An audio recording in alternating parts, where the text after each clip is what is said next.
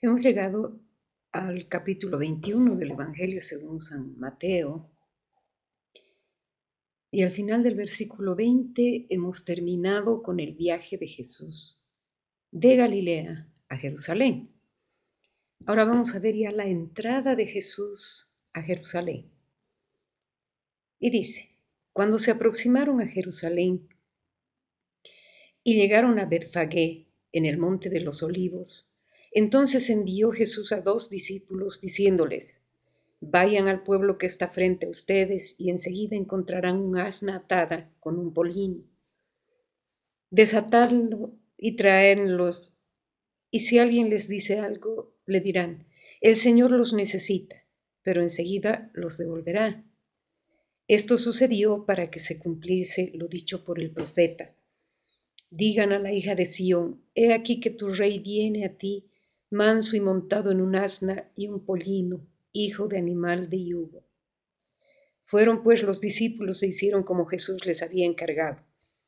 Trajeron el asna y el pollino, y luego pusieron sobre ellos sus mantos, y él se sentó encima. La gente, muy numerosa, extendió sus mantos por el camino.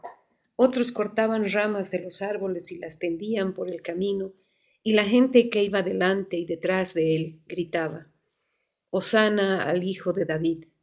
Bendito el que viene en nombre del Señor, hosana en las alturas.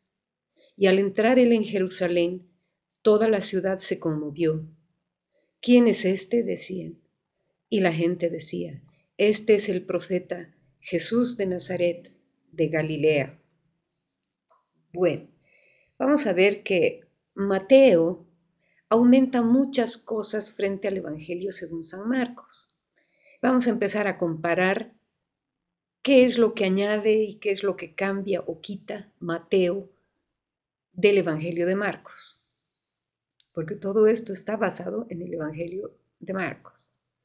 Primero, en la entrada Betfagé y Betania, Mateo solamente dice Betfagé, que ahora es un barrio de Jerusalén, en el Monte de los Olivos, al otro lado de Jerusalén.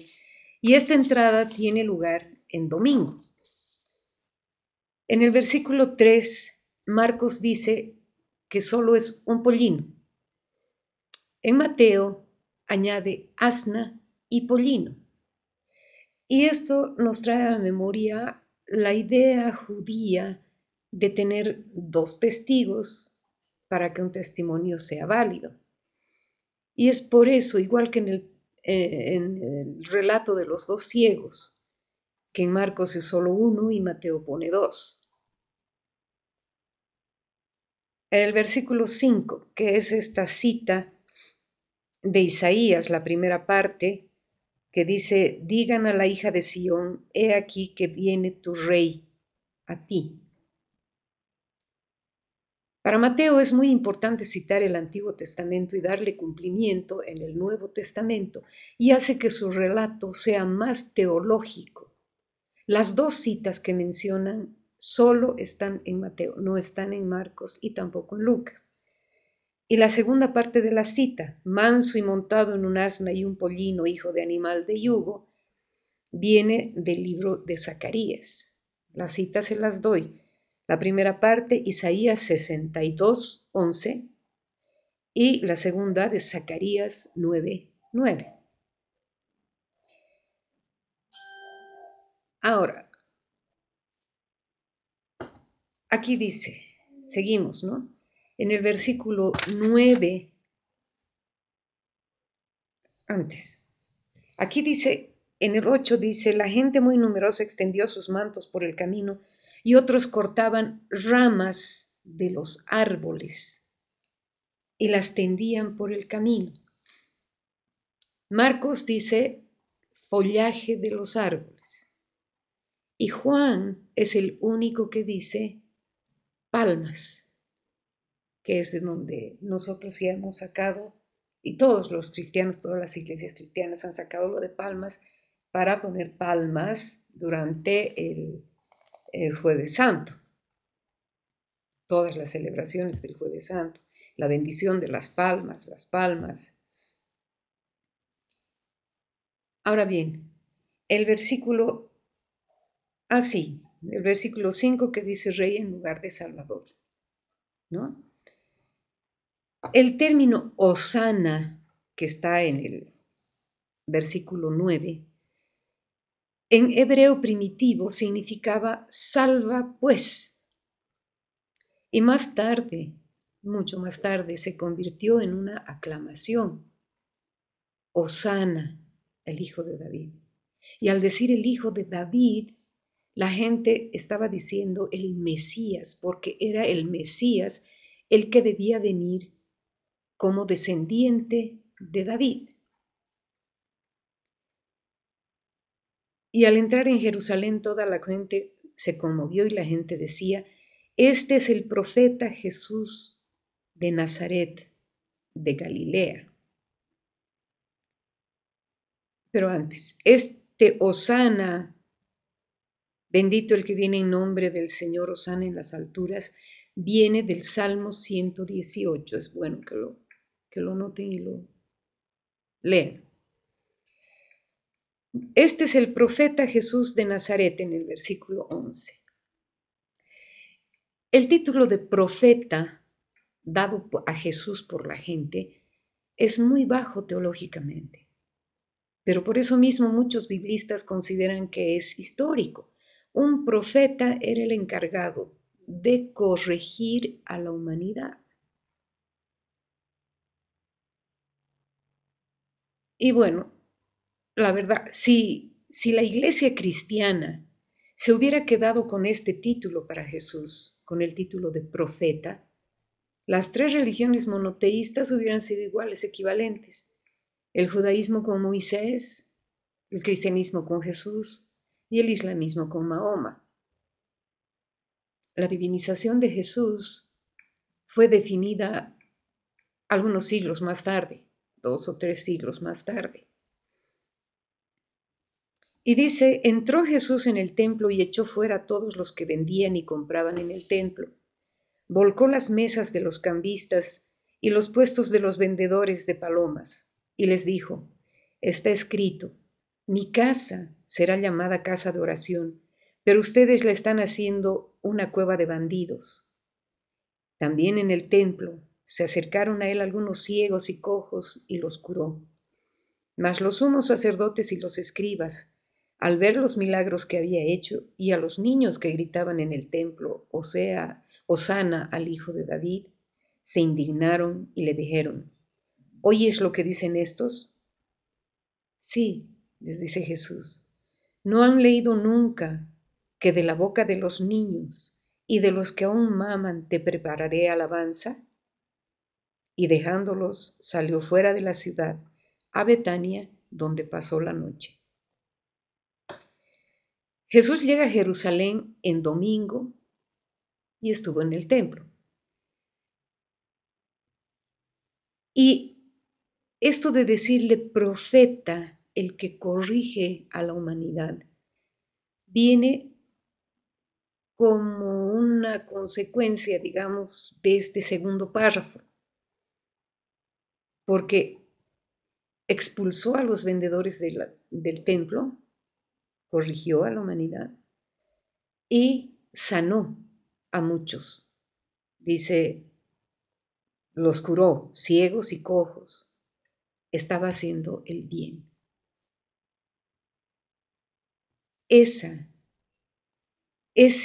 es otro de los puntos por los cuales Jesús estaba siendo buscado y se estaba haciendo ese complot contra él para poder detenerlo. Jesús en este pasaje hace una acción de profeta, corregir y limpiar. Corrige sacando a la gente del templo, a los vendedores del templo, y limpia al sanar a los enfermos. Y esta cita de la boca de los niños y de los que aún maman te preparaste alabanza viene del Salmo 8 en la versión de los 70. Y seguimos. En el versículo 17, cuando dice que se fue a Betania, donde pasó la noche, Igual, muchos biblistas piensan que posiblemente fue en la casa de Simón el leproso que algunos biblistas quieren identificar con el padre o con el hermano de Lázaro de Betania, hermano de Marta y María. Todo eso no es bíblico, solamente es una opinión de los biblistas. Y seguimos. Versículo 18. Pasó la noche Jesús en Betania y al día siguiente, esto ya es lunes, al amanecer cuando volvía a la ciudad sintió hambre y viendo una higuera junto al camino se acercó a ella, pero no encontró en ella más que hojas. Y entonces le dice, que nunca jamás brote fruto de ti. Y al momento se secó la higuera. Al verlo los discípulos se maravillaron y decían, ¿cómo al momento quedó seca la higuera? Jesús les respondió, yo les aseguro, si tienen fe y no vacilan, no solo harán lo de esta higuera, sino que aun si dicen a este monte, quítate y arrójate al mar, así será.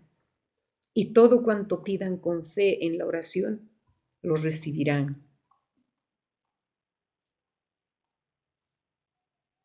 Posiblemente esta higuera sin frutos son símbolo de la jerarquía del clero, no digamos posiblemente, es un símbolo de la jerarquía del clero. No los menciona a los fariseos, para nada, solamente dice aquellos que no dan fruto. Marcos dice que la higuera no tenía frutos porque no era tiempo de fruto, pero Mateo quita eso último y deja como la higuera que no da frutos. Y la enseñanza es que si uno no tiene más que hojas y no da frutos buenos, no sirve de nada ni para nada. Es la figura parabólica de la persona que no da frutos. Si conocemos al Señor, si hemos escuchado su palabra, si la estamos estudiando y no seguimos lo que el Señor nos manda, nuestra vida jamás va a ser un testimonio de lo que hemos recibido de Jesús. De Jesús estamos recibiendo tanto, recibimos milagros cada instante de nuestras vidas. Y nuestra vida no cambia. Y como nuestra vida no es un testimonio de estar con el Señor, se convierte en algo inútil, algo que no tiene sentido. Y ahora si estamos estudiando la palabra del Señor, esto nos va a animar a poder hablar a los demás, no solo con el testimonio de nuestras vidas, no solo mostrar cómo el Señor nos cambia, cómo ese encuentro con Jesús nos ha cambiado a fin de que podamos dar frutos. Vamos a poder evangelizar con su palabra, vamos a poder evangelizar mostrando al Señor y diciéndole aquí, el Señor nos habla, el Señor nos llama, el Señor nos instruye y el Señor nos alienta y el Señor nos dice, si no das fruto y buen fruto, no sirves para nada, no eres mi discípulo. Esta enseñanza que originalmente fue dicha para la jerarquía del clero desde entonces, también nos llega a nosotros. Tenemos que ser no solo fieles a Jesús, sino que tenemos que hablar de Él. Tenemos que mostrar al mundo cómo y qué ha hecho Jesús con nosotros, cómo ha cambiado nuestras vidas, cómo nos ha sacado de donde estábamos para hacernos sus discípulos, mensajeros de su palabra y de su obra. Es una enseñanza muy fuerte. ¿Y por qué les digo que esto es también para nosotros? Porque si al principio estoy diciendo la jerarquía del clero, tenemos que tener en cuenta que en la misma palabra se nos dice, la mies es mucha y los obreros son pocos. Nosotros que estamos aprendiendo y recibiendo del Señor, tenemos como obligación ayudar a nuestros sacerdotes, no dejarles con toda la responsabilidad a ellos. La responsabilidad de evangelizar evidentemente es básicamente de ellos, pero ellos no pueden alcanzar a todo el mundo. Y es por eso que nos necesitan. Y es por eso que el Señor nos dice, da frutos, ayuda, ayuda a que la gente se convierta, que crea, que cambie de vida, que aprenda lo que tú estás enseñando y que también pueda enseñar. Hacer la obra de Jesús, llevar la palabra, hacer el bien y corregir lo que está mal. Nuestra obligación ahora, como discípulos de Jesús, es colaborar con nuestros sacerdotes, ayudarlos. Ese es el mensaje que recibimos de esta enseñanza de la higuera. Vamos al versículo 23. Llegado al templo, mientras enseñaba, se le acercaron los sumos sacerdotes y ancianos del pueblo diciendo, ¿con qué autoridad haces esto? ¿Y quién te ha dado tal autoridad? Jesús les respondió, también yo les voy a preguntar una cosa, si me contestan a ella, yo les diré a mi vez con qué autoridad hago esto. El bautizo de Juan, ¿de dónde era? ¿Del cielo o de los hombres? Ellos discurrían entre sí. Si decimos del cielo, nos dirá, entonces, ¿por qué no le creyeron? Y si decimos de los hombres, tenemos miedo a la gente porque todos tienen a Juan por profeta. Respondieron pues a Jesús, no sabemos. Y él les replicó a sí mismo, tampoco yo les digo con qué autoridad hago esto. Aquí nos muestra a un Jesús inteligentísimo y con mucho sentido del humor, porque esta su respuesta a los sacerdotes y a los ancianos nos enseña que no se debe discutir sobre religión. Nunca, no se debe discutir. Como Jesús no discute con los fariseos y con los ancianos, no, con los sumos sacerdotes no discute, pero sí los deja callados. Y es una hermosa respuesta la que da Jesús. Versículo 28. ¿Pero qué les parece? Esta es la parábola de los dos hijos. ¿Pero qué les parece? Un hombre tenía dos hijos. Llegándose el primero le dijo, Hijo, vete hoy a trabajar en la viña. Y él respondió, No quiero. Pero después se arrepintió y fue. Llegándose al segundo le dijo lo mismo. Y él respondió, Voy, Señor. Y no fue. ¿Cuál de los dos hizo la voluntad del Padre? El primero, le dicen. Y Jesús les dice, en verdad les digo que los publicanos y las prostitutas llegarán antes que ustedes al reino de Dios. Porque vino Juan a ustedes por camino de justicia y no le creyeron, no creyeron en él, mientras que los publicanos y las prostitutas creyeron en él. Ustedes, pues, ni viéndolo, se arrepintieron después para creer en él. Esta parábola de los hijos, que es propia de Mateo, nos da la idea de que fuera el origen de la parábola del hijo pródigo que escribe Lucas en el capítulo 15, que no la tomó de Marcos, sino de la tradición. Ahora bien, vamos al versículo 23. Pero antes les voy a dejar una tarea. Meditemos sobre la parábola esta de que está en el capítulo 21, versículos 28 al 32. Y preguntémonos, cuál de los dos hijos soy, ya que el primero dice, no quiero, pero se arrepiente y va, mientras que el segundo dice, sí, voy, y no va. Pensemos cuál de los dos hijos somos nosotros, porque lo importante en una persona no es lo que dice, sino lo que hace. Y el testimonio de vida vale más que toda una buena predicación. Ahora sí, pasamos a la parábola de los viñadores homicidas en el versículo 33.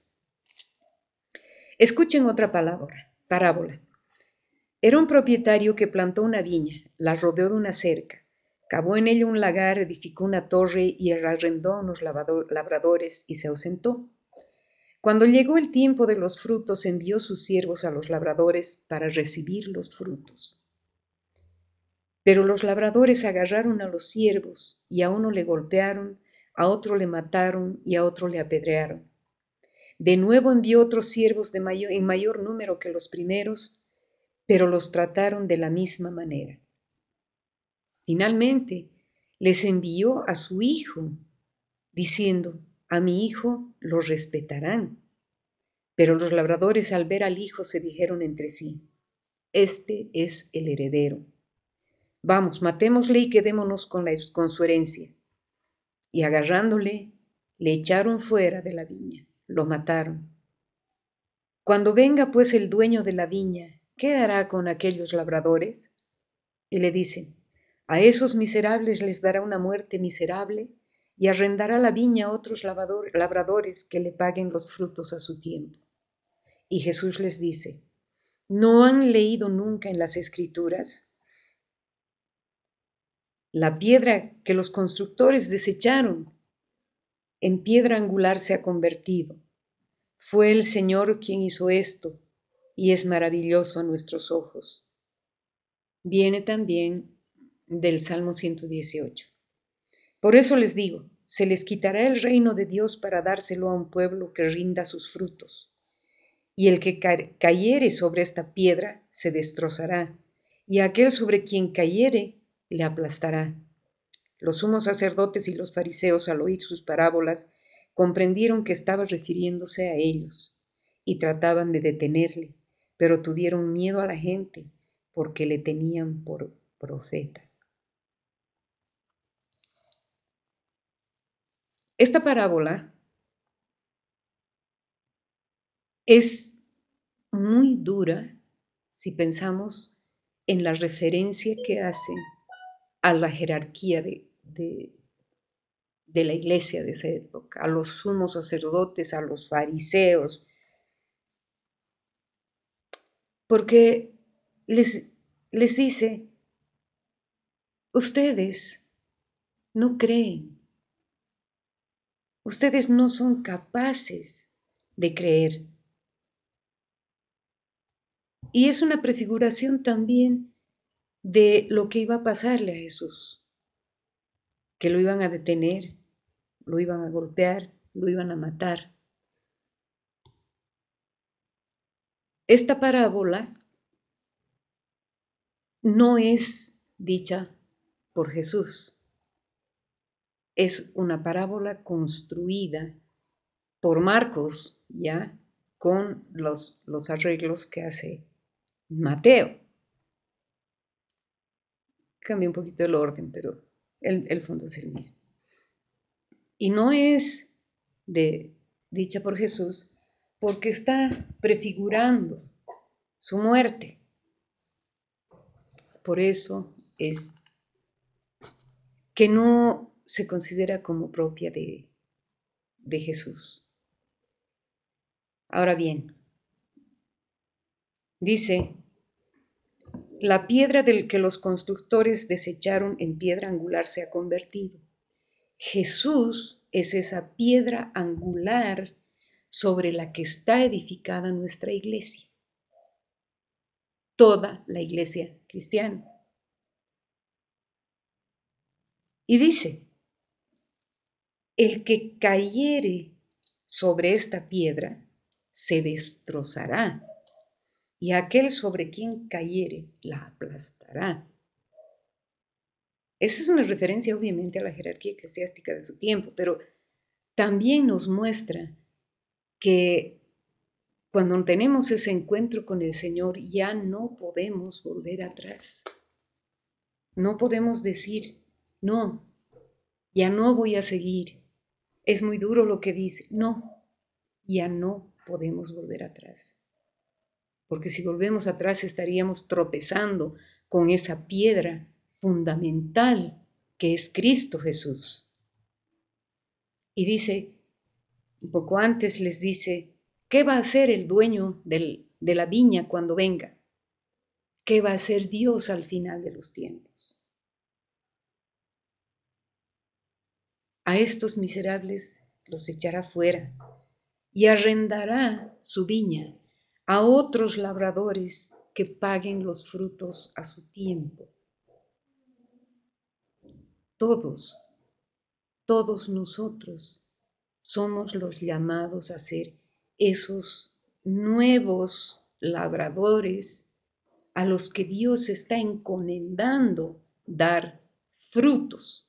Y la misma explicación que di antes, tenemos que aprender a dar frutos para cumplir con lo que el Señor nos pide y para ayudar a nuestros sacerdotes